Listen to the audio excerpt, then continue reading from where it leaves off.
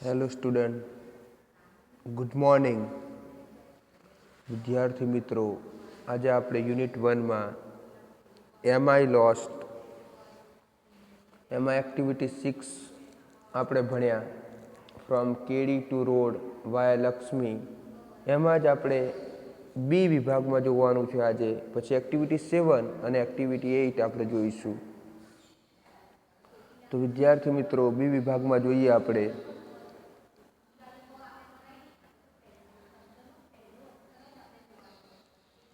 લક્ષ્મીએ બોલેલા વાક્યોને ઉદાહરણ મુજબ ફરીથી લખો. એક્ઝામ્પલ અહીંયા આપ્યું છે. Lakshmi said, why come to the jungle. તું કેમ જંગલમાં આવ્યો? તમે કેમ જંગલમાં આવ્યા?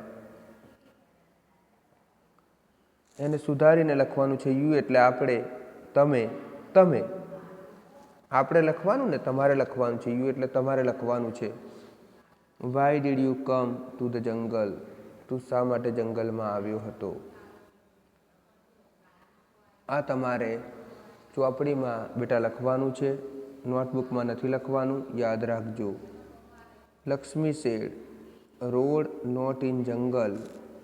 યુ તમે લખશો, there is no road in the jungle. Lakshmi said, go to ઉગામણે. યુ તમારે લખવાનું છે, ગો ટુવર્ડ્સ ધ ઈસ્ટ, પૂર્વ દિશા તરફ. લક્ષ્મી સેડ, મેની સ્કુબા ધેર. તમારે લખવાનું છે, યુ ધેર આર મેની કુબાસ ધેર. ત્યાં ઘણી બધા કુબા એટલે જે પેલા નેસના જે ઘર હોય ને, અલગ અલગ, એને કુબા કહેવામાં આવે છે વિદ્યાર્થી મિત્રો. Lakshmi said, walk on the કેડી. તમારે લખવાનું છે, you must walk on the કેડી. કેડી એટલે પથ, રસ્તો. તમારે કેડી પર ચાલવું પડે. Lakshmi said, Lakshmi my name. તમારે સુધારીને લખવાનું છે, you my name is Lakshmi. મારું નામ લક્ષ્મી છે. અહીંયા વિદ્યાર્થી મિત્રો, લક્ષ્મીએ જે ભૂલો કરી છે અંગ્રેજી બોલવામાં, એ આપણે ઇમ્પ્રૂવ કરીને લખવાની છે. તમારે ચોપડીમાં જ લખવાની છે. લક્ષ્મી સેડ, આફ્ટર ક્રોસિંગ વોંકલો યુ સી રૂપાલો ડુંગર. એને સુધારવાનું છે. યુ તમારે, આફ્ટર ક્રોસિંગ ધ વોંકલો યુ વિલ સી ધ રૂપાલો ડુંગર. લક્ષ્મી સેડ, ઉગામને sun come in the sky.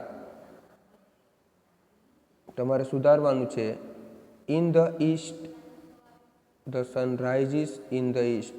પૂર્વ દિશા તરફ, અને જ્યાં સૂર્ય પૂર્વમાં ઉગે છે તે. સૂર્ય પૂર્વમાં ઉગે છે તે. લક્ષ્મી, વી લવ સાવજ એન્ડ સાવજ લવ્સ અસ. તમારે સુધારવાનું છે, the lion loves us and we love lion. સિંહ અમને પ્રેમ કરે છે અને અમે પણ સિંહને પ્રેમ કરીએ છીએ. લક્ષ્મી સેડ, માય મા બાપા વિલ બી હેપી. મારા માતા પિતા ખુશ થશે. સુધારવાનું છે તમારે, my mother and father will be happy. આ ખાલી તમારે ચોપડીમાં લખવાનું છે, યાદ રાખવાનું છે. Number C, answer the question. પ્રશ્નોના જવાબ આપો. Where is Faizan from? Faizan ક્યાંથી આવે છે? એનો જવાબ થશે, ફેઝાન ઇઝ ફ્રોમ તમિલનાડુ. ફેઝાન તમિલનાડુથી આવે છે. Number 2, can Lakshmi talk in English? શું લક્ષ્મી અંગ્રેજીમાં વાત કરી શકે છે? તો નો, ના, Lakshmi can not talk in English. Lakshmi અંગ્રેજીમાં વાત કરી શકતી નથી. Number 3, did Faizan speak Gujarati? શું ફેઝાન ગુજરાતીમાં બોલતો હતો? તો no, Faizan did not speak Gujarati. Faizan ગુજરાતીમાં બોલતો નહોતો. Number 4, what was the name of the pond? તળાવનું નામ શું હતું? The name of the pond was Dodhiyu Talav. તળાવનું નામ દોઢિયું તળાવ હતું.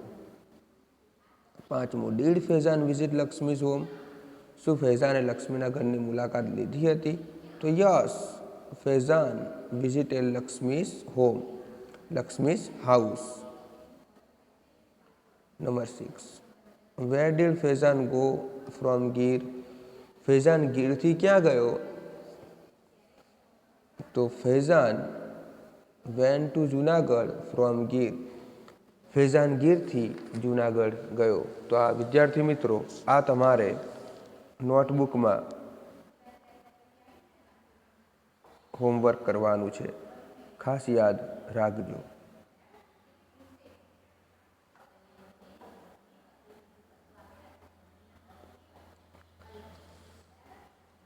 Activity 7, read this instruction. સૂચનાઓ વાંચો. આ ખાલી વાંચવાની છે, સમજવાની છે, આ તમારે લખવાની નથી. Don't use plastic in the જંગલ. જંગલમાં પ્લાસ્ટિક વાપરવું નહીં. Don't through rubbish here and there. Rubbish એટલે કચરો. અહીં તહીં કચરો નાખવો નહીં, ફેંકવો નહીં. ડોન્ટ વોક ઇન ધ જંગલ. જંગલમાં ચાલવું નહીં. Number 4. Don't tease the animals. Tease એટલે ચીડવવું. પ્રાણીઓને ચીડવવા નહીં. નંબર 5. Protect the jungle. જંગલોનું રક્ષણ કરવું. Don't give any food to them. Number 6 છે તેમને કંઈ પણ ખાવાનું આપવું નહીં. Number 7. This park is our national property. રાષ્ટ્રીય જે ઉદ્યાન જે હોય છે એ આપણી રાષ્ટ્રીય મિલકત છે. Number 8. Trees are our best friend. વૃક્ષો આપણા સૌથી સારા મિત્રો છે. Number 9. Animals are also hour friends. અને પ્રાણીઓ પણ આપણા સારા મિત્રો છે. પ્રાણીઓ પણ આપણા બેસ્ટ ફ્રેન્ડ કહી શકાય, મિત્રો છે.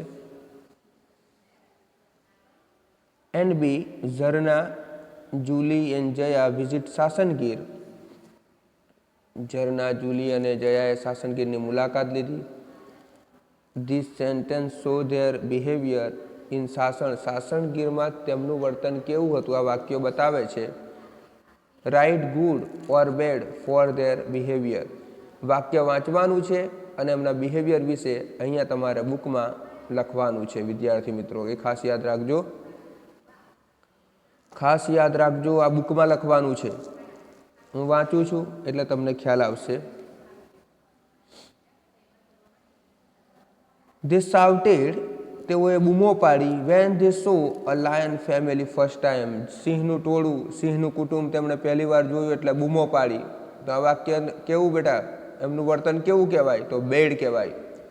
અહીંયા વિદ્યાર્થી મિત્રો તમારે લખવાનું છે bed. Number 2. They ate popcorn and give it to the deer too. તેઓ પોપકોર્ન ખાતા હતા અને ડિયરને પણ આપ્યું. આ પણ વિદ્યાર્થી મિત્રો બેડ છે. નંબર 3. જયા સ્ટોપ્ડ ઝરીના. જયાએ ઝરીનાને રોકી. Throwing plastic bag in the jungle. Zarina plastic bag જંગલમાં નાખતી હતી તો જયા એને રોકે છે. તો ત્રીજું છે ગુડ છે વિદ્યાર્થી મિત્રો.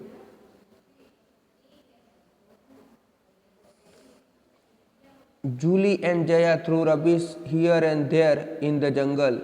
જુલી અને જયા એ કે છે જે કચરો છે જંગલમાં અહીં ત્યાં ફેંકે છે. તો આ બેડ થશે વિદ્યાર્થી મિત્રો. અને Julie pull the branches of the tree. Julie છે એ વૃક્ષની ડાળ ખેંચે છે તો એ પણ બેડ છે વિદ્યાર્થી મિત્રો. આ તો ખાલી સમજ માટે છે. તમારી નોટબુકમાં તમારે નથી લખવાનું, ચોપડીમાં જ લખવાનું છે. આગળ જઈએ વિદ્યાર્થી મિત્રો. Interesting facts about Asiatic lion. Asiatic સિંહ વિશે રસપ્રદ હકીકત, રસપ્રદ વાત. વેઇટ વજન. મેલ એટલે કે નરસિંહ એપ્રોક્સિમેટલી લગભગ અંદાજિત 150 kg ટુ 250 kg હે. અંદાજિત નરસિંહનું વજન 150 કિલોગ્રામ. 150 એટલે 7.5 મણ થયું. 100 કિલો એ 5 મણ. બીજું 50 કિલો 2.5 મણ 7.5 મણ અને બીજું અહીંયા 250 એટલે બીજા 150 થઈ 150 એ 7.5 મણ એટલે 5 ને 5 10 12.5 મણ એટલે સમજી લો 7.5 મણથી 12.5 મણ સુધીનું વજન હોય છે સિંહનું. ફિમેલ 120 kg ટુ 180 kg 120 થી 180 એટલે 6 મણ અને 8 મણ 8 મણથી 9 મણ સુધીનું એમ 6 મણથી 9 મણ સુધીનું વજન એ કહે છે માદા જે હોય છે સિંહ એનું હોય છે. લેન્થ લંબાઈ નર છે 1.7 મીટર ટુ 2.5 મીટર્સ 1 મીટરમાં 3 ફૂટ એટલે 2.5 મીટર ગણો વિદ્યાર્થી મિત્રો તો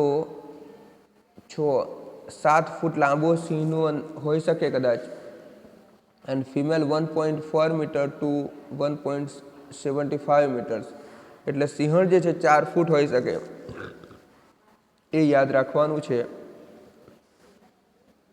લેન્થ ઓફ ટેલ તેમની પૂંછડીની જે લંબાઈની વાત છે 70 સેમી ટુ 105 સેમી 70 સેન્ટીમીટરથી 105 સેન્ટીમીટર એની પૂંછડીની કે છે લંબાઈ હોય છે. સેન્ટીમીટરમાં છે એટલે યાદ રાખવાનું છે. લાઈફ સ્પાન એટલે આનો આયુષ્ય કેટલું તો 16 ટુ 18 યર્સ 16 વર્ષથી 18 વર્ષનું એનું આયુષ્ય હોય છે. ટિપિકલ ડાયટ એનું વિશિષ્ટ આહાર શું છે તો ડિયર હરણ, વાઇલ્ડ બિયર જંગલી રીંછ, બફેલોસ ભેંસ જેને કહેવાય અહીંયા બહુવચન છે ભેંસો કહી શકીશું, એન્ટેલોપ કાળિયાર એક પ્રકારનું હરણ જેવું પ્રાણી વિદ્યાર્થી મિત્રો એ આનો ખોરાક છે. નેક્સ્ટ આગળ જઈએ.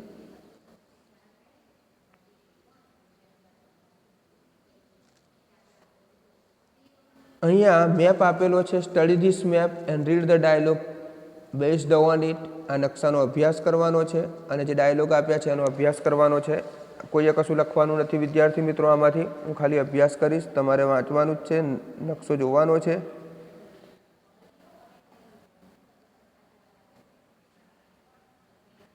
નકશો જોઈને રોહન સેડ હેલો જાવેદ. રોહન કહે છે hello Javed now I am at the bus stop. હું બસ સ્ટેશને છું.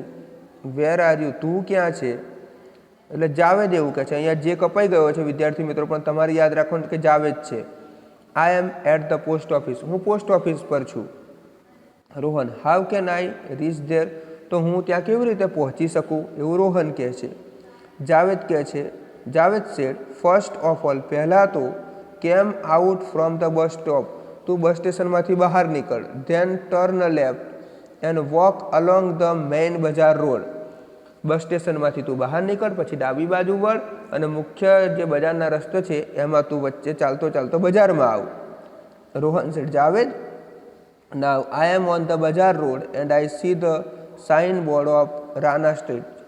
હું બજારના રસ્તા પર છું મને રાણા સ્ટ્રીટનું બોર્ડ દેખાય છે. Javed said walk straight about 50 metres તો એક કામ કર લગભગ તું 50 મીટર સીધો ચાલ. Then you will see the sign board of bank street એ પછી તને બેંક સ્ટ્રીટનું બોર્ડ દેખાશે. ટેક લેફ્ટ ડાબી બાજુ વળજે.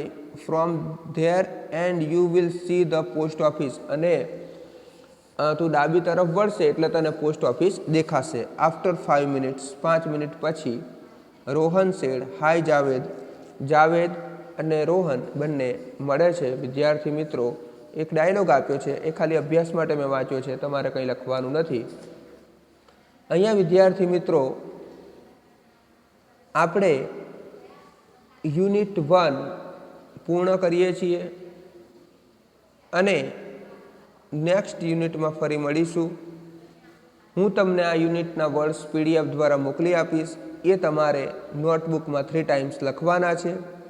ફરી મળીએ ત્યાં સુધી બધા વિદ્યાર્થીઓને ગુડ બાય, ટેક કેર, આવજો.